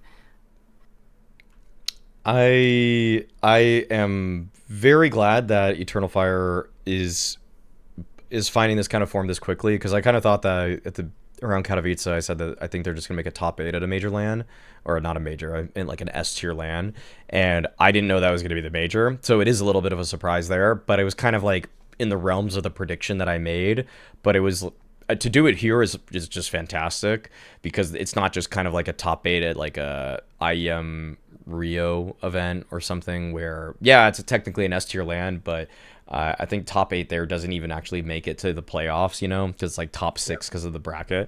So Wycadia performing kind of pretty well at this. I'm not going to say Wycadia was super good through and through, but he's definitely a big reason that they're playing so well. Xantares is just flat out so insane. I feel like Woxic, though, is going to always hinder this team a little bit because despite the fact that we maybe have these pleasant memories of what he did in 2019, that is 5 years ago, and he is no longer that same guy whatsoever. Decision making can still be a little bit awkward at times for him, but I would credit the fact that they just seems to me Eternal Fire read a little bit more like specialists as opposed to the most well-rounded team, because I actually think that they are so sick when it comes to Vertigo, but then when I watch them play a couple other maps, I'm just not as sure. I'm not really sure if I believe in their overpass right now, or because they destroyed FaZe on it, but then they like kind of got battered by VP. I feel like when it comes to other maps for them, I'm just like not entirely sure where, like I just think like they have to get Vertigo in a BO3 or I don't think they have a chance in that BO3, because it's one of their only just surefire ways to get a map win or to punch above, because like I still think maybe Vitality, for example, could beat them on that map, but it's just like versus they're kind of becoming like the elite gatekeepers. I wouldn't call them an elite team yet, but you're definitely not going to be elite if you're not beating them in a BO3 at the very least. I think you're bang on, and my biggest concern with them is the map pool because it's just too shallow to be a consistent like S tier championship winning team. Mm-hmm. It's yeah. I think it's just when you have that shallow of a pool, you're never gonna be able to take down like even Navi, who were not expected to win the major like you have fringe teams who have deeper map pools than you, and you're always gonna have a struggle in a best of three versus them. So when you're at like the bottom end of the top eight like that, I would say consistently they're gonna struggle against like basically every team that we would say could win a title in the next, I guess, 3-4 Yeah. months. They will not be able to beat with the map pool they have. No, no, agreed. Um, my biggest pleasant surprise was Pain and Yeah, specifically biguzera. That guy has now entered the top 10 in-game leaders in the world for me. And I say that not just based off of purely calling, because when I think of in-game leader, I do think of calling, and I think that's the biggest part of it. But I also think it does matter about your own individual performance and are you a complete hindrance to the team. And for biguzera, that is not an issue. Period. He is a very good overall player. He and Payne looked way better than I think anybody had them being. Like, they were a team for a lot of people's money, like 0-3 in the opening stage, 0-3 in the elimination stage, and they were 2-3 in the elimination stage, a single win away from making it to the major, or to the major playoffs, that is. And I'm very disappointed by the fact that they aren't able to hold on to Nissim, because now, once again, biguzera is going to have to work with another new piece, try to integrate him to the team.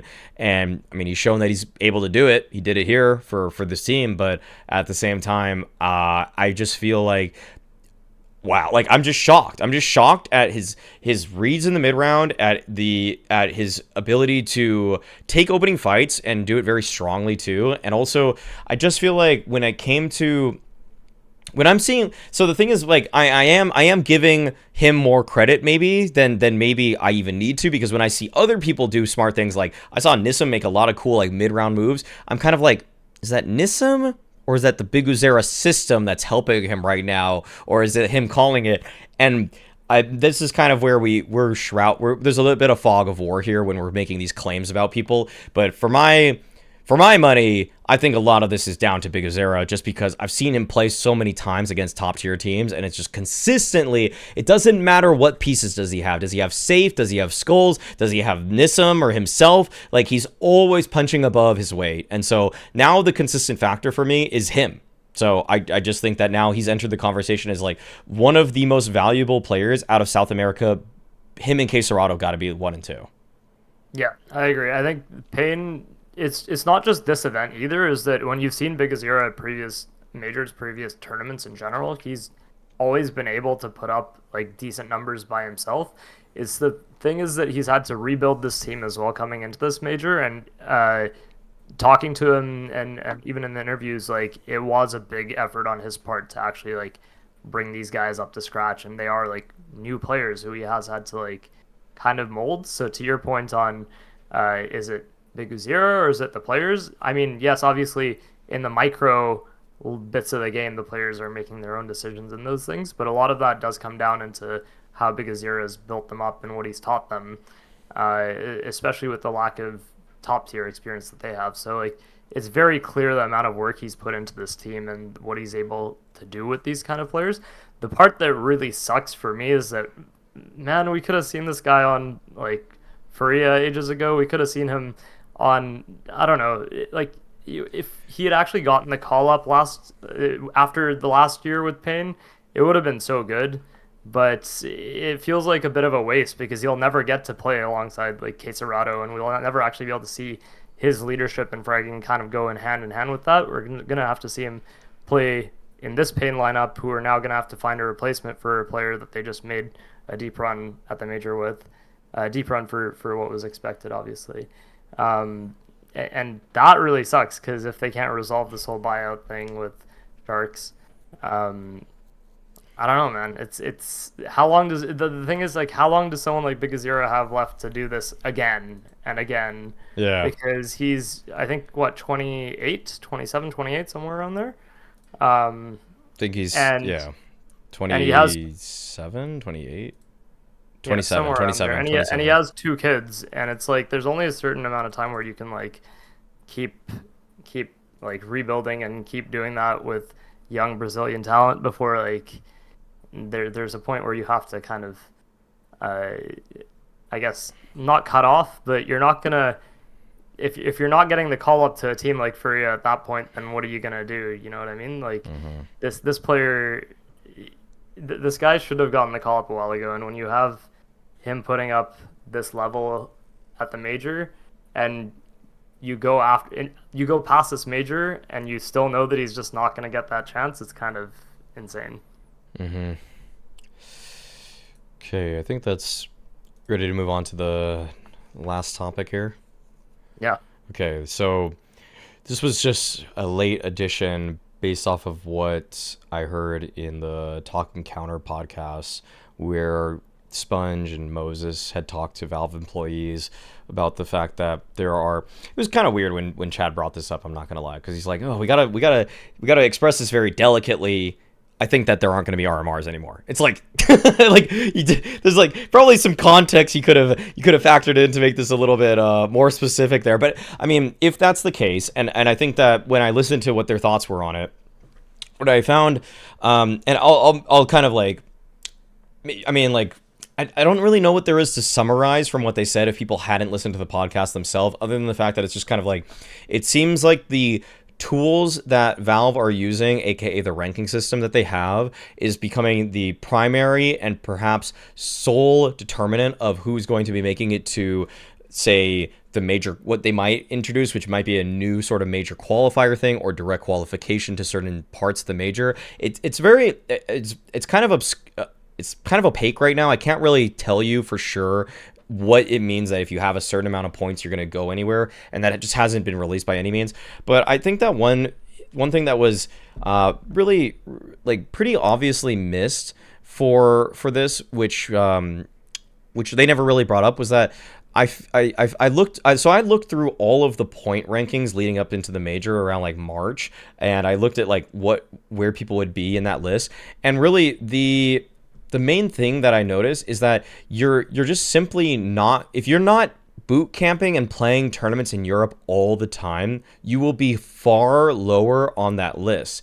And so they were kind of talking about the fact that it's going to like flatten out the scene, that now everybody has chances and you can like pick and choose what tournaments you can go to, and you can like tactically like choose invites or whatever. But it's like, the thing is that most of these tournaments that have significant prize pools are in Europe. There's actually kind of a weird amount in Brazil right now, which is kind of cool. But in North America, there's barely any. There's barely any ways you can be a team in North America, play full time there, and gather enough points to be even a significant contender on this main list. And even if you get enough slots or whatever for all these teams or whatever, like let's say there's 7 slots apparently for, there are 7 slots for the next major for the Americas region, but the teams that are playing in Europe all the time are getting way more of those points. Like Complexity is number 1 before the major, Furia was 2, MIBR was 3, and MIBR, by the way, were playing CCT events in Europe for a while. Like they were playing in Europe, so they were playing those tier 2 competitions.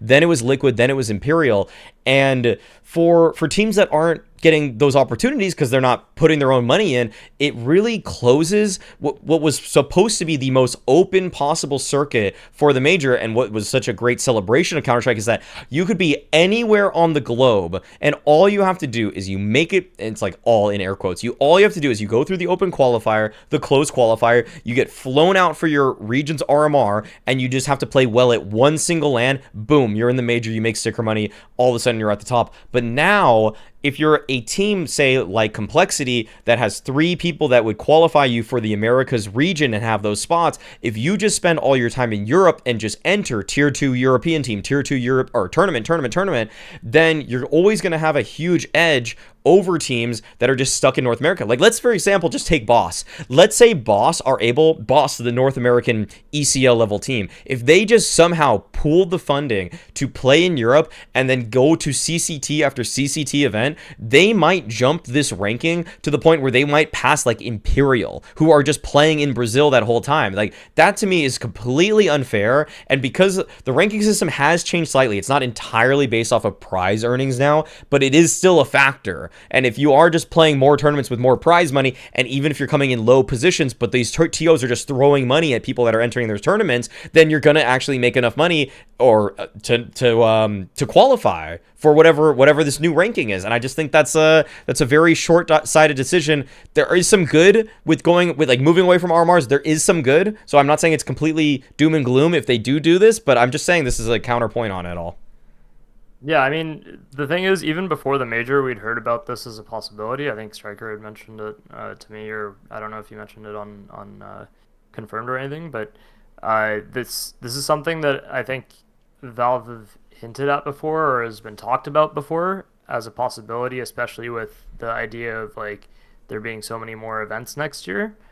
So it's not that it's not like Valve are suddenly considering this as a possibility, but it's definitely something that is a strong consideration going into next year and the following year. But with the way the current ranking is, it obviously creates a lot of problems, as you explained, with the whole EU bias for tournaments and with teams in the Americas, which is a big reason why it's not being implemented yet, from my understanding. Because I think there is a clip from Richard Lewis's stream where he also talked about this, and then I think Dust2US ran a article about it. And Richard mentioned on his stream, and I think Jeff put in an update as well, that it's the original idea was that this would happen for next year's major circuit, so obviously not affecting Shanghai this year, but it would be potential in 2025. But from what we heard and from what Richard also said on stream is that it's likely that it won't be at the start of 2025. It could be possibly for the second major in 2025. It could be possibly as late as the start of 2026, because I think Valve definitely want to resolve that kind of issue with the ranking. It's not something that they're completely unaware of. I think is when you have that kind of skewed bias towards events in Europe and you have these teams in Americas playing, that is one of the biggest things that they have to figure out. And obviously with whatever other quirks in their ranking that they have, which I think they've actually done a decent job of ironing out a bit over the last year and a half that they've had their ranking, or year. Yeah. But that specific bias or not bias, but issue with Asia and the Americas is something that they're gonna definitely have to resolve before this gets implemented. If it does get implemented, because it's not 100%. That's the other thing, is that yes, it's been talked about and it's a consideration from Valve, but I think it's still something that they're saying. I think they said something along the lines of like it's a strong possibility, but they're not actually like it's not confirmed, which is what I think Chad and everybody else have reiterated as well. But that's the thing, is that they want to resolve this issue. As a whole, though, it does solve some of the problems, because even this whole major cycle, there's been a lot of talk about how teams care more about making the RMR than the major itself, right? Or sorry, making the major than going far in the major. Exactly. And for that point, it does kind of help alleviate that, and it also does place a lot more emphasis on the rest of the tournament circuit, because you no longer have teams going to an event and they're like, oh, we went out 5th, 8th and this one, on to the next one in a week or two, right? Like each of these tournaments will have more weight individually throughout the year, which I think is a benefit not just to the tournaments themselves, but also to this whole qualifying process for the major.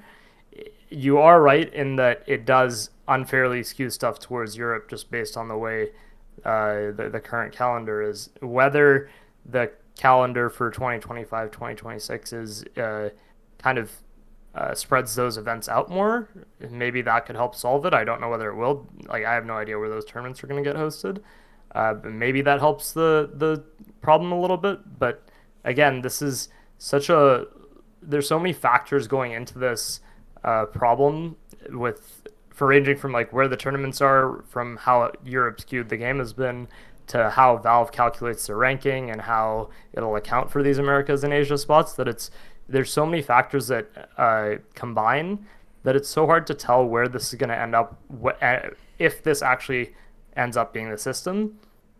So like you said, there's so many issues that make it hard to get excited for it right now.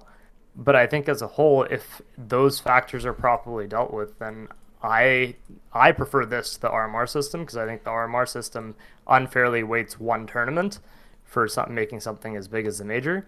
Because you'd have this one event where it's kind of so much emphasis on it, and then everything else is kind of secondary. And at least with something like this, you have a more like you would have the best teams over a certain period of time qualifying for the major rather than the best teams at one event, which I think for competition is really good. But that has to be properly it has to be properly categorized and properly dealt with for different regions. So I'm not sure what the solution is for that. That's the problem, and I guess that's where we're gonna have to see where we end up. Yeah. Okay. I think that's gonna close this out. I mean, you have any final words? Anything you want to plug? No plug, but thanks for having me on. I mean, I guess I'll plug my Twitter, but also I think the HLTV Clips channel, if people haven't seen that, we had a bunch of videos during the major that were just kind of no comment videos of the entire major day, taken by one of the videographers we have. But the idea on that channel is also to start putting out some other content that we wouldn't traditionally put out on the regular HLTV channel, in which case it might be some more longer form like video interviews, like remote ones done by me, or like podcasts from Harry or myself. So I'm plugging that early as we try and make that a thing. Oh, okay. I'm actually looking at it right now. Yeah, I didn't. I think I maybe saw one thing posted of this, but okay, actually, okay. I see what this is about. Okay, cool. It's not just the kind of no comment stuff, but it's the idea is that there's stuff that is kind of reserved for the main channel, like really big interviews or HLTV confirmed or kind of bigger content pieces, and this clips channel will let us flex outside of that a little bit, where if we want to do like a 40-minute interview or sit down with someone, then we can do that kind of thing as well. Okay, word. I see. I see. Okay, cool. We'll be on the lookout for that. I just subscribed to it.